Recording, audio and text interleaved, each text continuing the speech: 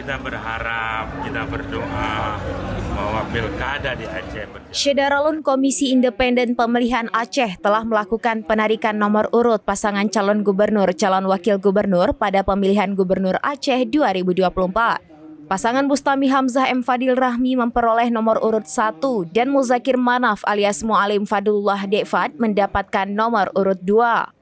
Pengambilan nomor urut berlangsung di Hotel Depade Aceh Besar pada Senin 23 September 2024. Dalam kegiatan ini dihadiri kedua pasangan calon, komisioner KIP, serta sejumlah tamu undangan dan pengurus partai pendukung kedua pasangan tersebut. Sebelum penarikan nomor, KIP juga membacakan mekanisme penarikan. Cawagup Fadlullah menjadi calon pertama yang mengambil bola berisikan nomor antrean untuk penarikan nomor urut. Dekfat memperoleh nomor 3. Selanjutnya giliran Cawagup Syekh Fadil yang mengambil nomor antrian dan mendapatkan nomor 4. Setelah itu, kedua cagup mengambil nomor urut didampingi pasangan masing-masing.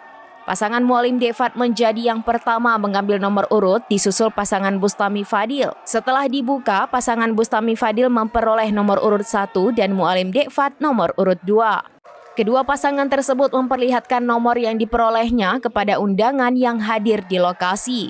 Penarikan nomor itu disambut gembira tim dan pendukung yang hadir. Usai pengambilan nomor urut tersebut, Bustami berharap agar pilkada berjalan lancar, aman, dan damai sehingga masyarakat dapat merasakan pesta demokrasi. Terkait dengan nomor urut 1, dia menyatakan ini merupakan yang terbaik. Dari Banda Aceh, Henry, Seramidis.com.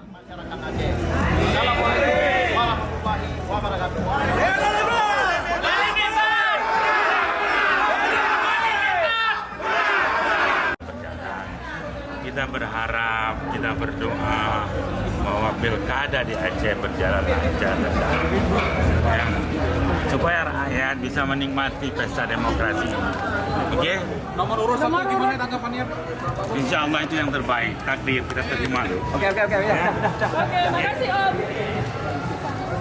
Download Tribun X sekarang, menghadirkan lokal menjadi Indonesia.